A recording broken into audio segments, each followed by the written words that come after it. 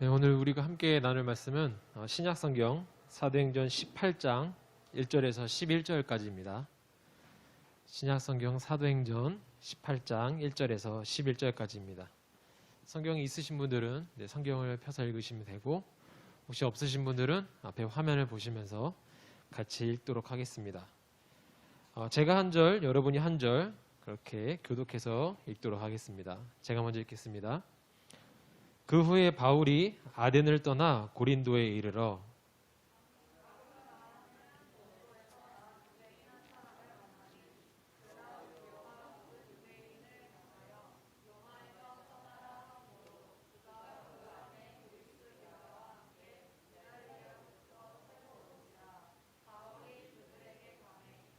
생업이 같음으로 함께 살며 일을 하니 그 생업은 천막을 만드는 것이더라.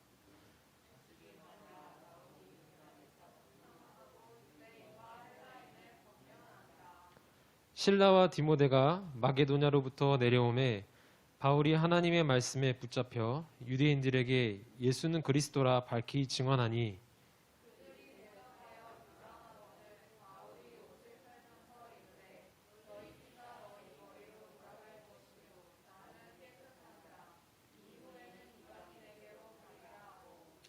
거기서 옮겨 하나님을 경외하는 디도 유스도라 하는 사람의 집에 들어가니 그 집은 회당 옆이라.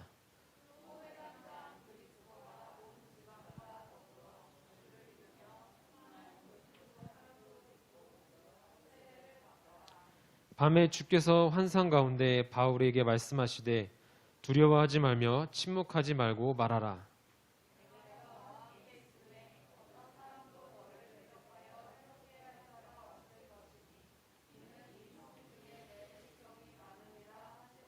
마지막 구절 우리 같이 읽도록 하겠습니다.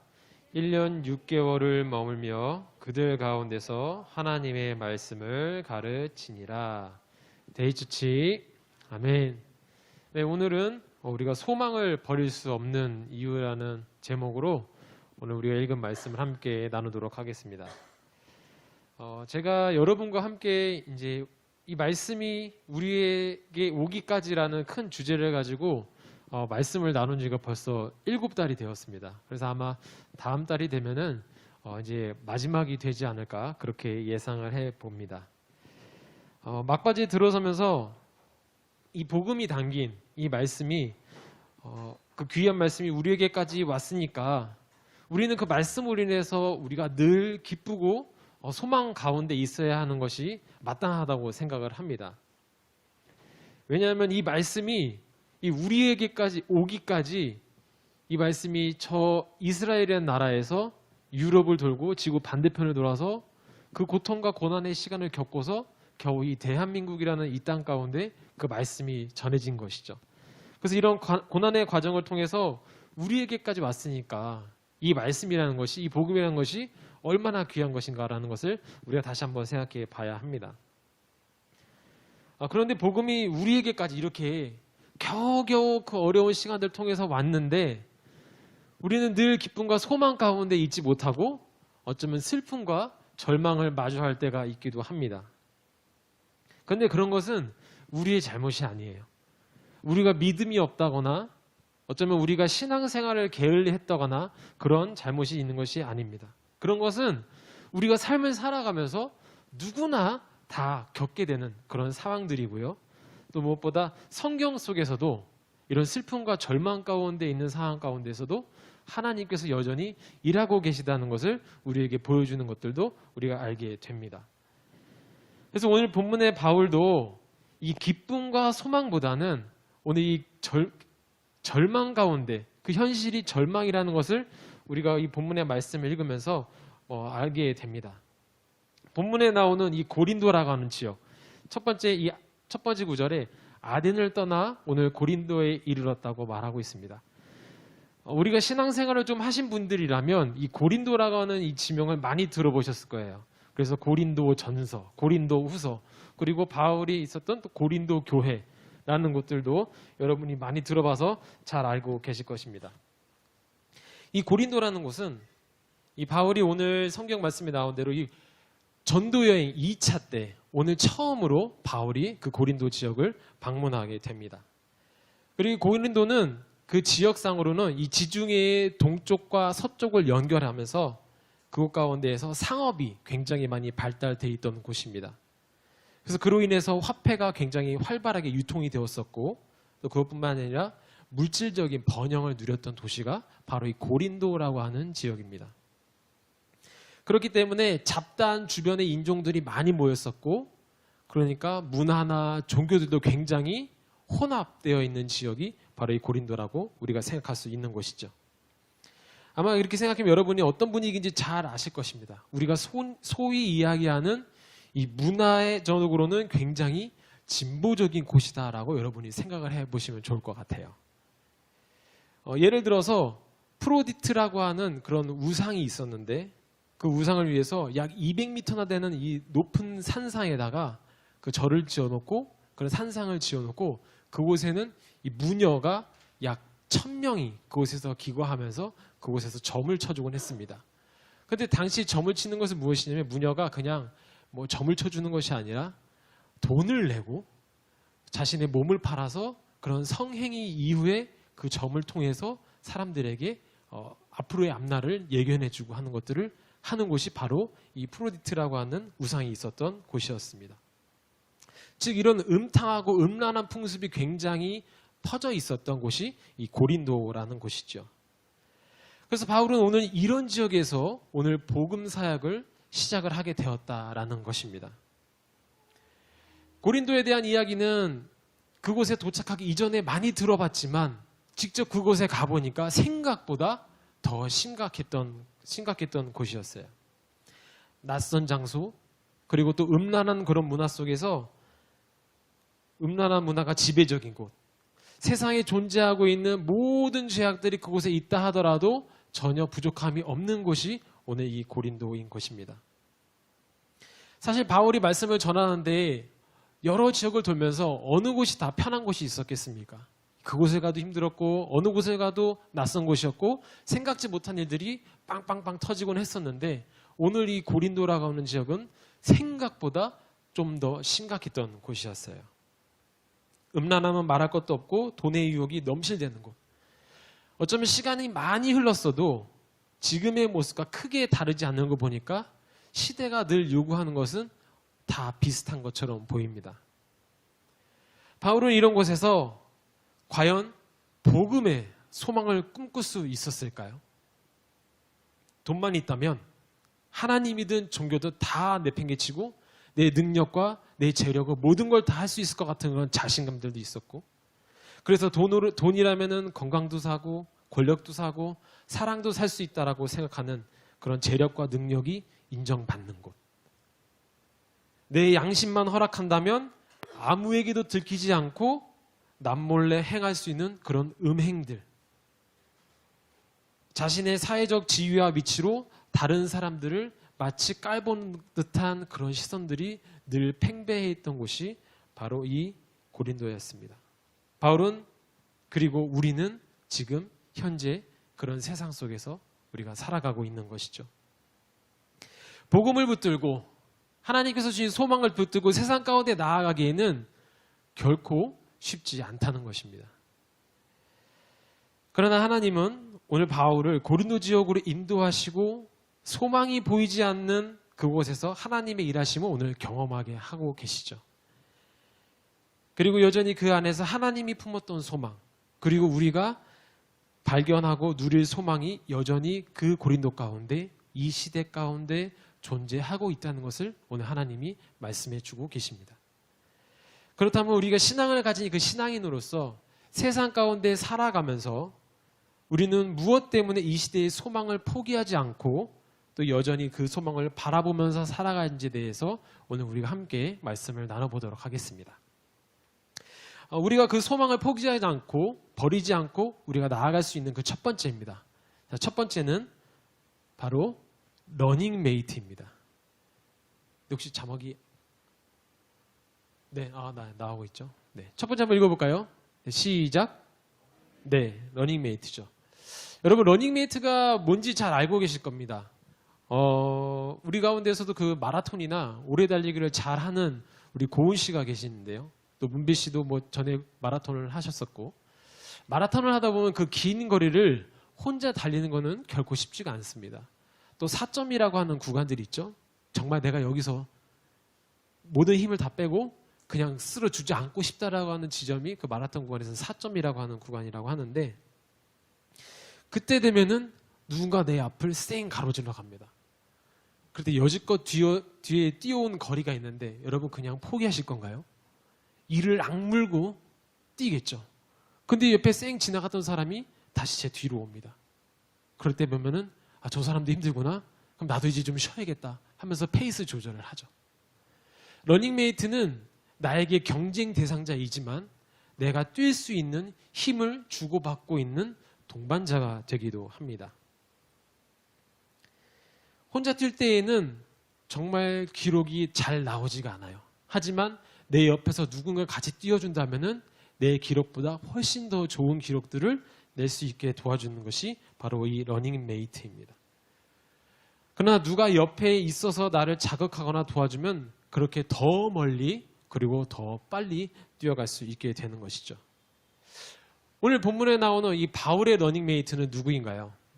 오늘 많은 사람들이 등장하는데 그 첫 번째에 나오는 그 러닝메이트가 바로 이 아굴라와 브리스길라라고 하는 사람입니다. 성경을 읽어보니까 그들은 서로 몰랐던 것 같아요. 왜냐하면 바울이 그들에게 먼저 다가갔다라고 그렇게 기록을 하고 있습니다. 그리고 어쩌면 대화를 나누면서 복음에 대해서 이야기를 나누기 전에 공통점을 찾았겠죠. 그 공통점이 그들의 생업이 같다는 것이었습니다.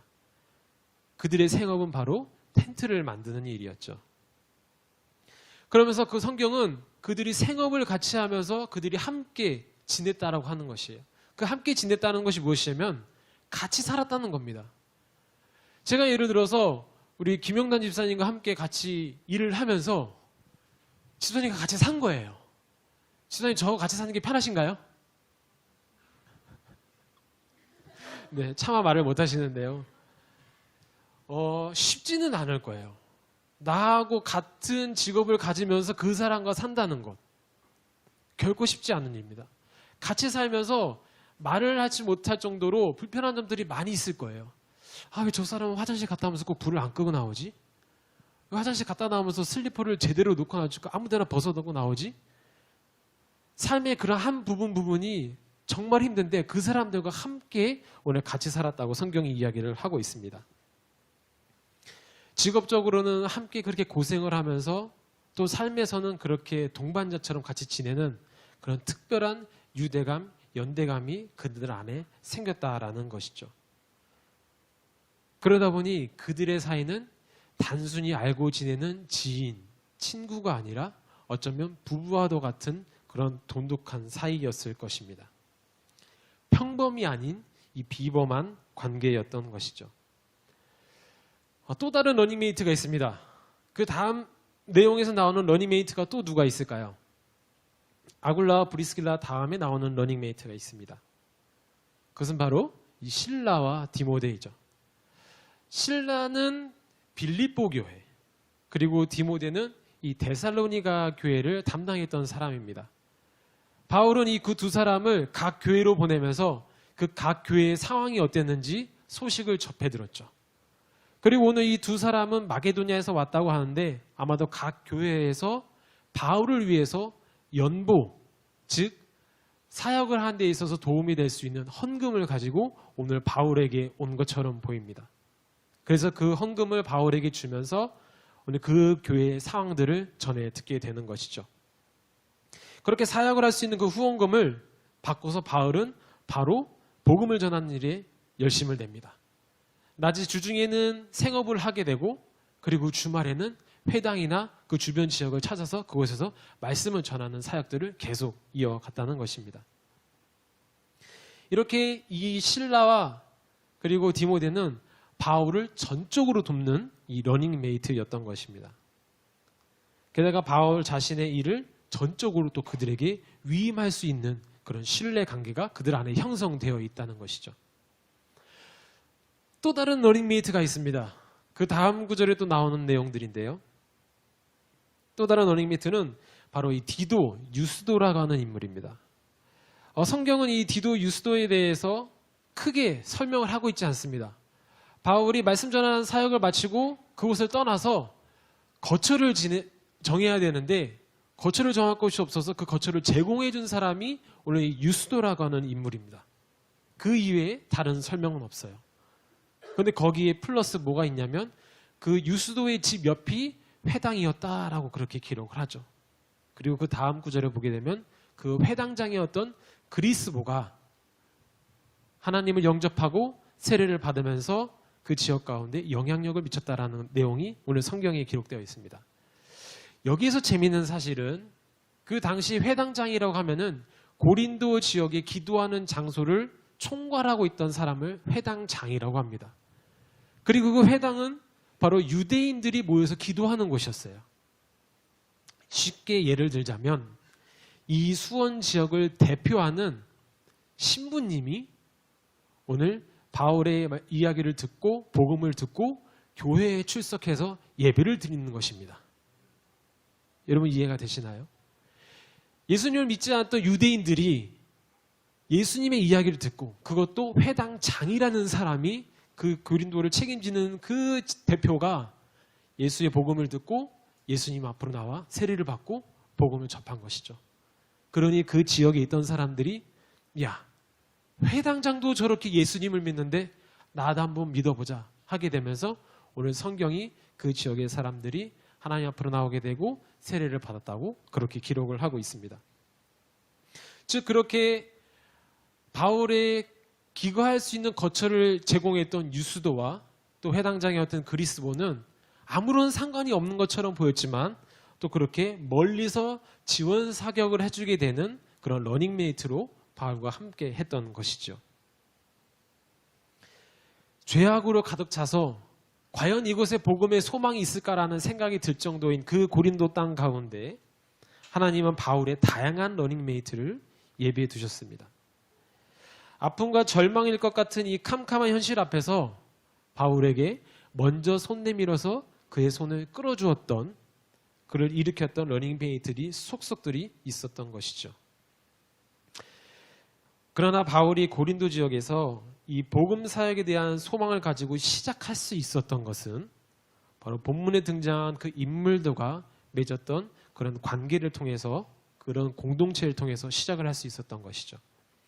하나님께서는 여전히 사람을 통해서 일하고 계신다는 것을 오늘 본문을 통해서 우리에게 알려주고 계시는 것입니다.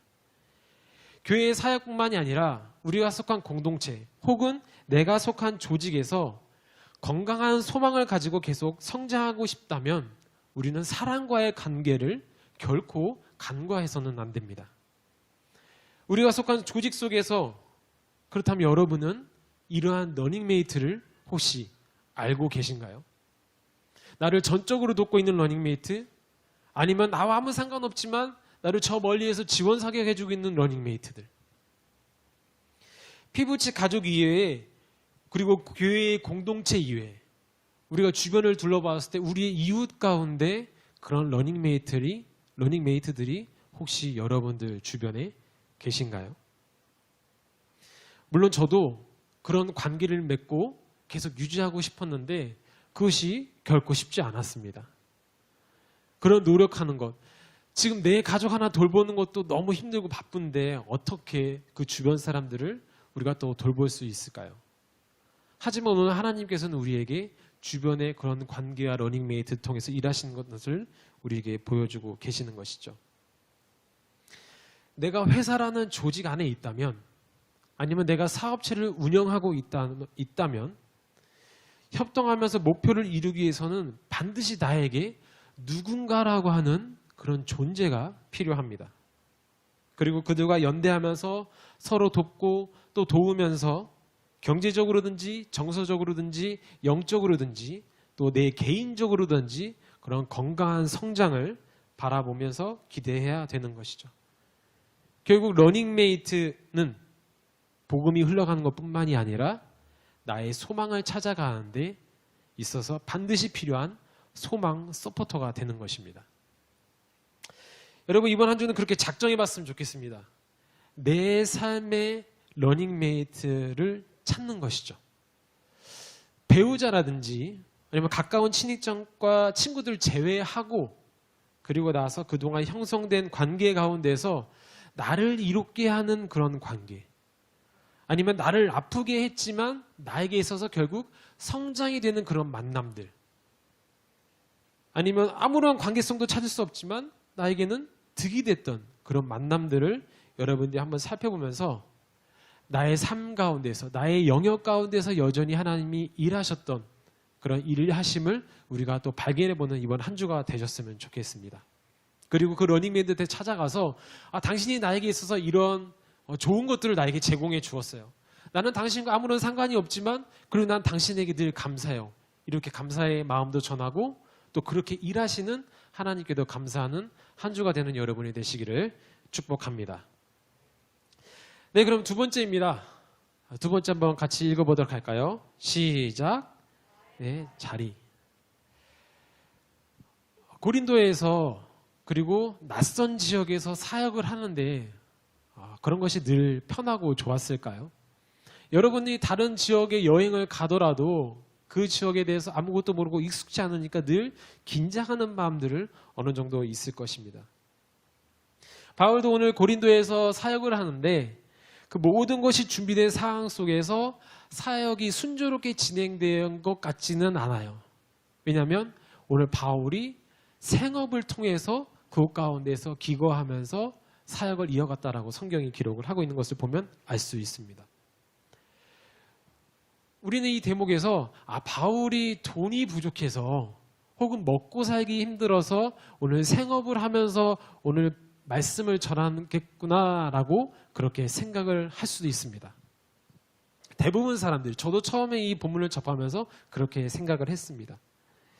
그렇게 생각할 수도 있지만 우리가 그 사정을 조금 더 면밀히 살펴봐야 될 것 같습니다.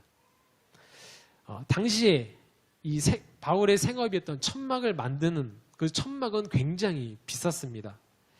지금은 어떨지 모르겠지만 역사서의 기록을 찾아보게 되면은 그 천막 한 동을 짓는데 염소 70에서 80마리가 소비되었다고 합니다.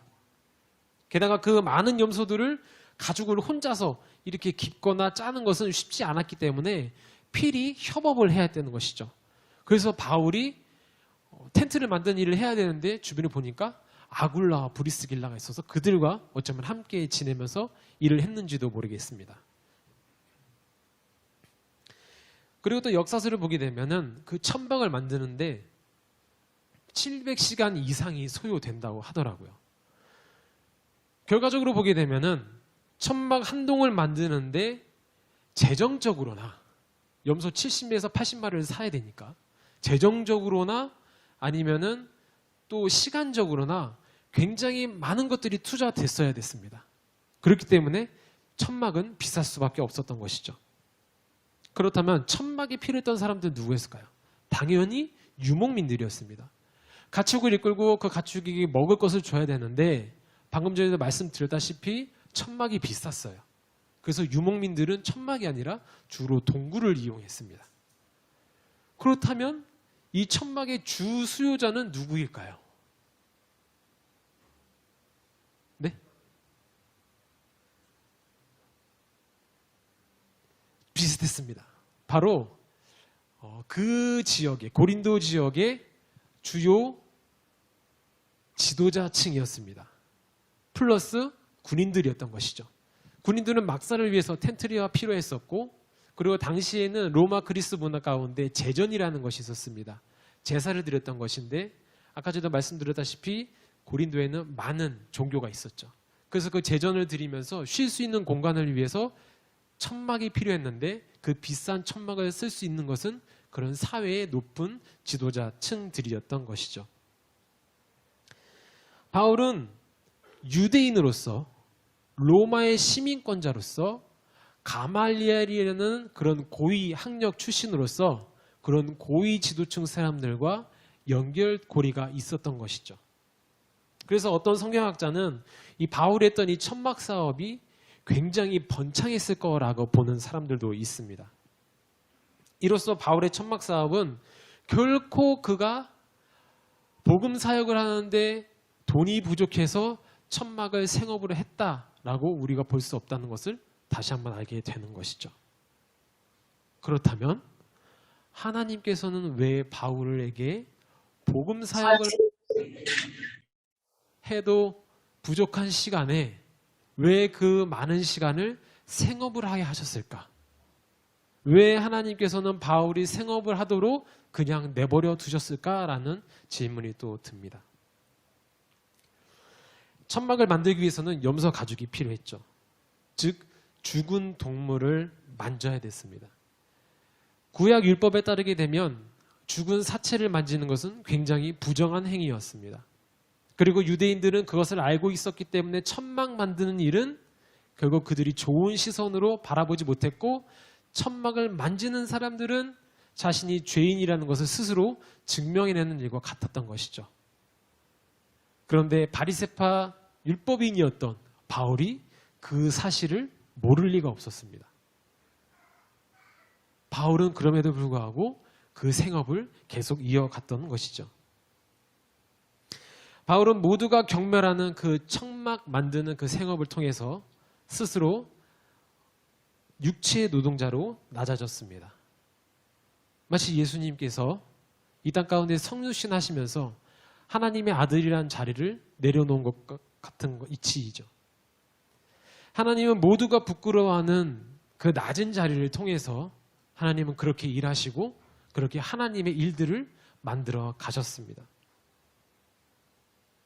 생각처럼 잘 풀리지 않고 힘겹고 어려운 상황 가운데에서 우리가 더 높이 있는 것들을, 더 많은 것들을 붙잡으려고 안간힘을 쓰기보다 어쩌면 우리가 한 번쯤 쉬어가면서 낮은 자리에서 바라보고 낮은 자리에서 행동을 할 필요가 있습니다. 우리는 그럴 때 생각지도 못한 그 작은 소망들을 하나하나 발견해 가는 것이죠. 그것이 바울에게는 천막을 만들면서 하나님 나라의 그 말씀을 전하면서 그가 바라보았던, 맺혀졌던 열매들이었습니다. 그렇다면 우리는 과연 어떤 낮은 자리로 나아가야 될까요? 여러분이 한번 기억해 보시면 좋을 것 같습니다.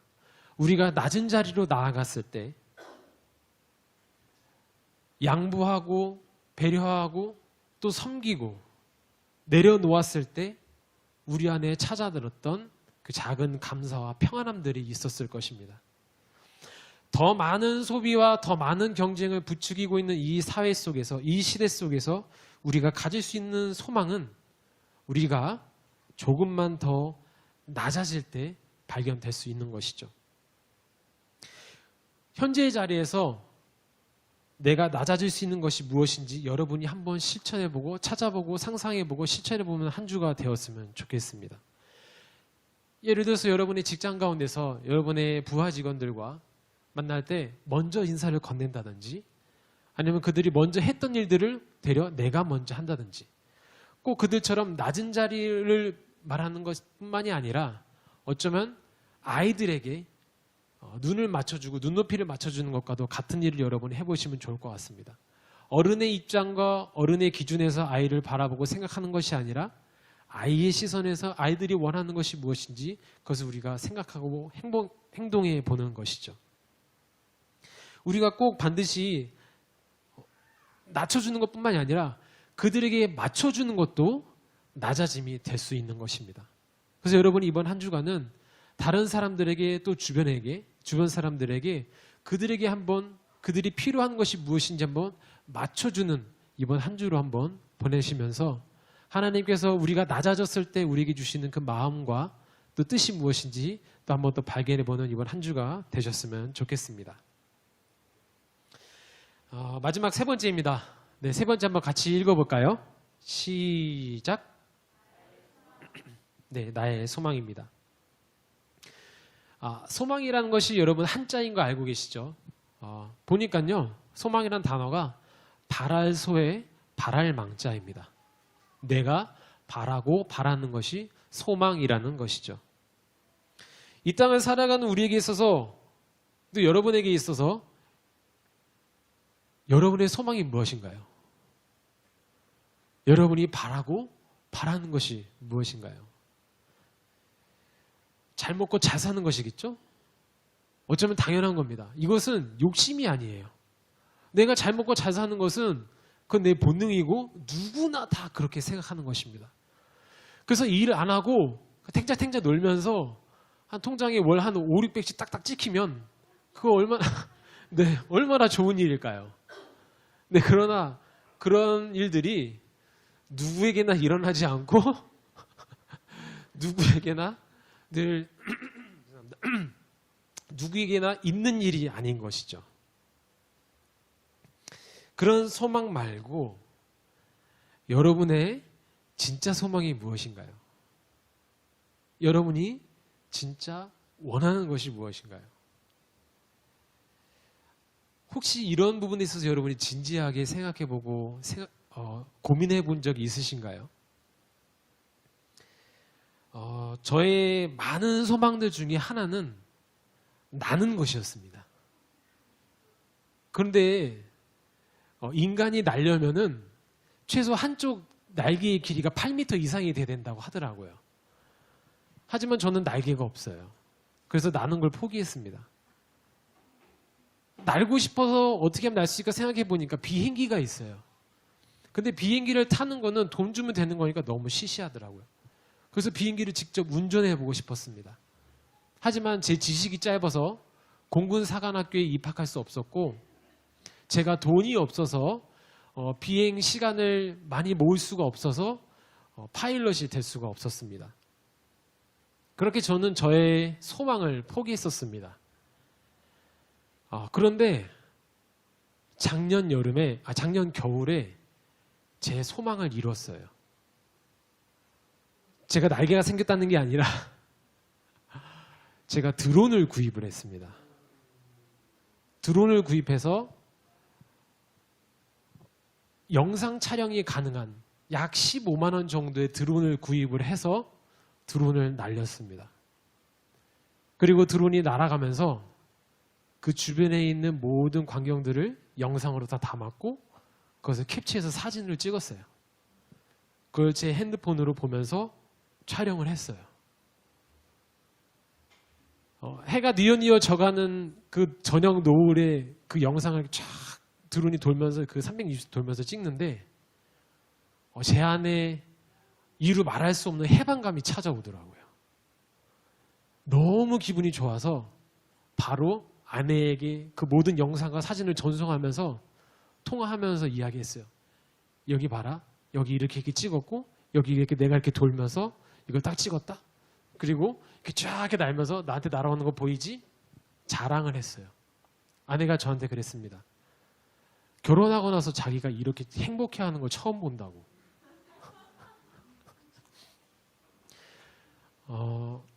저는 그렇게 제 소망 하나를 이뤘어요.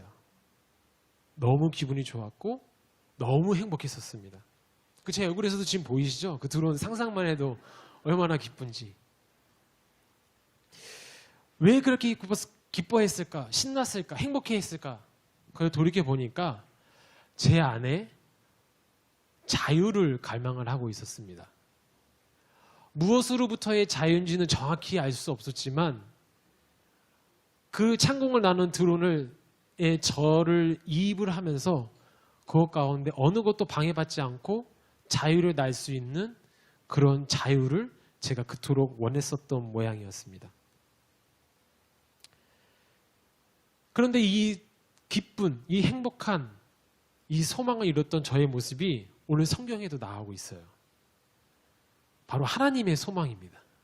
오늘 성경 여러분 보시면 하나님의 소망이 기록되어 있는데 여러분이 한번 찾아보시겠어요? 오늘 하나님의 소망이 오늘 성경 가운데 기록이 되어져 있습니다. 제가 힌트를 드리도록 하겠습니다. 오늘 힌트는 무엇이냐면 본문 10절이에요. 오늘 본문 10절에 하나님의 소망이 직간접적으로 표현되어져 있습니다. 찾으셨나요?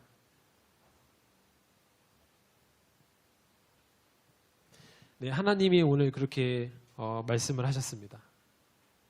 이 성 중에 내 백성이 많음이라 라고 하나님이 말씀하시죠. 이건 뭘까요? 하나님의 백성이 그 고린도 성 가운데 많았기 때문에 바울 네가 지금 그곳에 가서 이 복음을 전하여서 그들을 나의 백성으로 돌이켜 다오라고 하는 하나님의 소망이었던 것이죠. 고린도 성내에 그런 복음이 흘러가서 많은 백성이 하나님 앞으로 돌아오는 것. 그것이 오늘 하나님의 소망이었습니다. 이 소망 가운데 하나님은 오늘 저처럼 그렇게 신나고 기뻐하셨을 것입니다.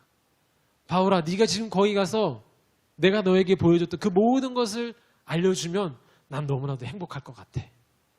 그곳에 그 죄악 가운데 있던 그 고린도 백성들이 오늘 나의 앞으로 돌아올 때 나는 그것만큼 신나고 행복한 게 없어 라는 것이 오늘 하나님의 소망인 것이죠. 하나님도 이렇게 드러내놓고 오늘 자신의 소망을 말씀하셨습니다. 그렇다면 제가 여러분께 다시 한번 물어보겠습니다.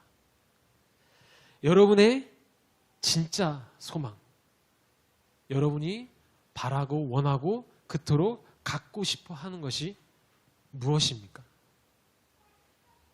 무엇을 이루면 여러분이 정말 그렇게 아이처럼, 저렇게 형진이처럼 저렇게 웃으면서, 티 없이 웃으면서 그렇게 여러분이 즐겁고 기뻐하실 수가 있을까요? 무엇을 원하는지는 그 무엇을 원하는지를 아는 것이 그래서 중요한 것입니다. 그렇게 우리의 소망은 그렇게 발견하는 데서부터 시작을 해 가는 것이죠. 우리는 그래서 신앙인이기에 우리가 더 고차원적으로 나의 진정한 소망은 성령 충만입니다. 그리고 죄로부터의 자유이고 기도 가운데 임하신 그 하나님의 임재입니다 라고 말하실 분들은 이곳 가운데 많이 계실 것 같지는 않지만 그런 작은 소망을 가지고 저는 여러분에게 말씀을 드리는 것이고, 여러분이 진짜 원하는 소망을 하나님께 한번 고백을 해보십시오. 우리가 욕심을 하나님께 말해도 괜찮습니다. 그런데 우리의 욕심을 하나님께 말씀드리면요, 이것이 내 욕심이었구나라는 것을 여러분 스스로 아실 것입니다. 그렇다면 여전히 발견해야 할 소망이 우리 안에 존재한다는 것이죠. 내가 진짜로 원하는 것. 이번 연주는 그렇게 여러분이 진짜 바라고 진짜 원하는 것들을 하나님 앞에 가감없이 고백하는 거예요. 하나님, 나 이렇게 하고 싶어요. 하나님, 나 이런 걸 갖고 싶어요. 하나님, 내가 이것을 해보고 싶어요. 라는 그 모든 것들을 여러분이 한번 하나님한테 고백을 해 보십시오. 그런데 그것 가운데 진짜 여러분이 바라는 소망이 있다면, 발견했다면 그것을 이루기 위해서 우리는 포기할 수 없는 것입니다. 그런데 반대로 우리가 아직 소망을 발견하지 못했다면 우리가 그것을 발견하기 위해서 그 소망을 찾는 것을 포기할 수 없는 것이죠. 여러분이 찾고자 하는 소망은 오늘 하나님이 그 고린도의 잃어버린 백성들을 되찾고 싶어 하셨던 것처럼 여러분이 잃어버린 그 창조된 본래의 모습을 되찾는 것이 우리의 소망이 될 것입니다. 그래서 여러분, 이번 한 주는 또 앞으로의 우리의 삶 가운데 반드시 꼭 시간을 내셔서 내가 하나님 앞에 진정으로 바라는 것이 무엇인지 여러분이 깊게 고민하고 또 그렇게 많은 시간들을 내어서 기도하며 하나님 앞에 나아가는 여러분이 되시기를 간절히 소망합니다. 네, 오늘 말씀의 결론을 맺으면서요. 사실 오늘 본문에서는 고린도에 대한 자세한 모습은 나와 있지 않지만 제가 주석을 또 살펴보고 또 역사서를 뒤적여 보면서 오늘 이 고린도의 모습을 제가 여러분들에게 간략하게 설명을 해드렸습니다. 많은 종교와 문화가 혼합되어진 그 지역 가운데 다양한 우상과 신들이 많았고 또 그곳은 상업이 번성했기 때문에 돈이 최우선시로 생각되는 지역이 바로 고린도였습니다. 음란함은 말할 것도 없고요. 그리고 돈이면 뭐든지 다 될 것 같은 그 지역, 그리고 돈이면 인정받는 지역이 바로 고린도였던 것이죠. 한마디로 형편없는 곳이었습니다. 그런데 하나님께서는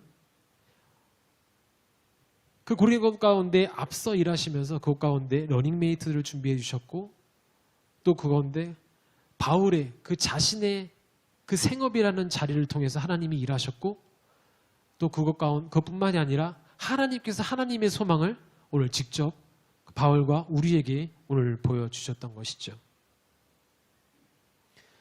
그렇기 때문에 하나님께서는 우리가 바라고 원하는 것들을 우리가 찾지 못했다면 우리에게 알게 하실 것이고 깨닫게 해주실 것이고 또 그것들을 지켜주실 것이라는 것입니다. 지킬 수 있는 환경과 그런 상황들을 하나님은 예비해 두셨고 우리에게 알게 해주시고 그것을 이루실 것이라는 것이죠. 그것이 오늘 바울에게는 러닝메이트였고 자신의 생업이었고 그리고 하나님의 소망을 직접 듣는 것이었습니다. 하나님을 믿는 신앙인으로서 우리는 세상의 소망이 아닌 이제 하나님께서 주시는 우리의 신앙의 소망을 가지고 살아가야 될 때입니다. 그래서 하나님께서는 내 백성을 바라보셨고 늘 우리에게도 하나님은 늘 다가오시면서 우리를 그렇게 계속적으로 지켜주시고 우리의 앞길을 그렇게 예비해 주고 계시는 것이죠.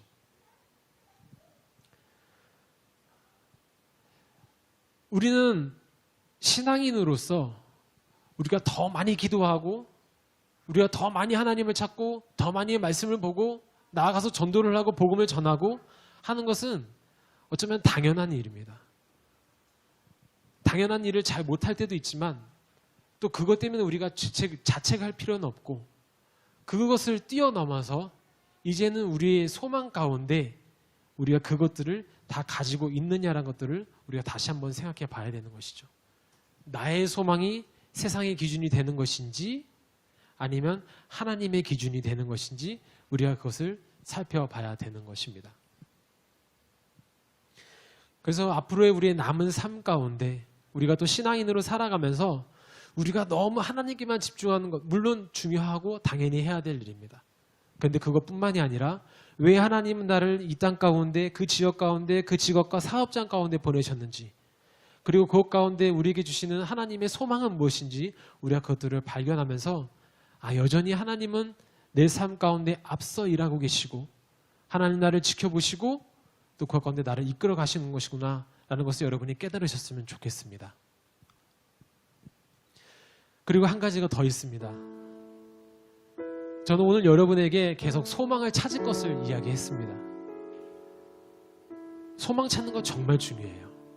내가 무엇을 원하고 무엇을 바라고 무엇을 이루었을 때 내 삶의 가치가 더 드러나는 것 같고 내 존재가 더 인정받는 것 같고 내가 이 삶을 살아가는 이유가 무엇이고 목적이 무엇인지 더 발견하는 것 같아요. 그런데 제가 이 말씀을 묵상하면서 중요한 게 무엇인지 깨달았어요. 소망을 찾는 건 중요하지만 나는 누구의 소망이었는가를 다시 한번 생각해 보게 되더라고요. 나는 그토록 소망을 찾아보고 내가 원하는 것들을 계속 찾고 나가고 있는데 반대로 나를 돌아보니까 그럼 나는 누구의 소망이었지? 그거를 바라보게 되더라고요. 분명히 나는 누군가에게 있어서 필요한 사람이고 필요한 존재고 누군가 나를 바라보면서 힘을 얻고 삶의 본이 되고 신앙의 본이 되는 것을 잊고 살아가고 있었더라고요. 그냥 내 앞만 보니까 내가 지나온 발자취를 알 수 없게 되더라고요. 그런데 최소한 한 명은 나를 바라보고 있었더라고요. 그게 누구냐면 하나님인 것입니다. 하나님의 소망은 저였어요. 그리고 여러분이었습니다. 그래서 고린도 가운데 내 백성이 있다고 많다고 말씀하시는 것이었고 지금 그 말씀이 계속 지구 반대편을 돌아서 우리 한국에 이 기독교가 들어오기까지 많은 분들이 순교하고 피를 흘리고 지금 이 시대까지 하나님의 말씀이 오기까지 그 고통과 고난의 시간이 있었는데 왜 그것이 있었냐 생각해 보니까 하나님의 소망이 저였더라고요. 그리고 여러분입니다. 우리의 소망을 찾는 것 중요하고요. 여러분이 누군가의 소망이 되었다는 사실도 찾아보십시오. 여러분은 하나님의 소망이고 누군가의 소망입니다. 내가 자녀라면 부모님의 소망이고, 내가 친구라면 친구의 소망이 되고, 내가 직장의 상사라면 어떤 부하 직원의 소망이 될 수 있는 것이죠.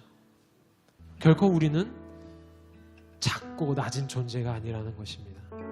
하나님은 그렇게 우리에게 오늘 말씀하시는 것입니다. 하나님의 소망이고 나의 소망이라고 오늘 그렇게 말씀하시는 것이죠. 우리가 힘들고 어려운 길을 걷고 있다 할지라도 우리는 그렇게 하나님을 예배해야 하는 것입니다. 하나님은 우리에게 소망을 두셨기 때문에 그 소망 가운데 나아가기 위해서 우리가 예배의 자리로 나가는 것입니다. 어느 상황 가운데 있다 할지라도 하나님을 예배하고 하나님 앞에 기도하고 하나님의 말씀을 들으면서 내가 하나님의 소망이라는 것을 끊임없이 되뇌어야 되는 것이죠. 그렇게 우리의 삶이 하나님 앞에서 하나님의 소망이라는 것을 늘 기억하면서 세상 어느 곳 가운데에서도 세상의 소망이 되는 여러분이 되시기를 간절히 축복합니다. 네, 그럼 이 시간 우리 함께 오늘 나눈 말씀을 가지고 같이 찬양하며 기도했으면 좋겠습니다. 아까 전에 마지막 했던 찬양인데요. 모든 상황 속에서 우리가 하나님을 찬양할지라는 그 찬양입니다. 여러분의 각자의 삶과 상황을 저는 잘 알 수 없지만 우리에게 소망을 두신 하나님은 일일이 다 알고 계십니다. 그래서 우리가 기쁘고 행복한 상황도 있겠지만 어렵고 슬프고 힘든 상황들도 있어요. 그럴 때에도 우리가 하나님의 소망임을 기억하면서 하나님을 예배하고 나아갈 때 하나님은 분명 우리에게 붙여주신 러닝메이트, 나의 자리가 결코 낮은 자리가 아니라는 것도 알게 해주시고, 그리고 더 나아가서 하나님의 소망을 우리에게 보여주실 것입니다. 그것이 내 삶의 목적이고 소망이 되었으면 좋겠습니다. 우리 그러나 하나님께서 주실 축복과 은혜들을 기억하면서 우리가 찬양하면서 하나님께 나아가도록 하겠습니다.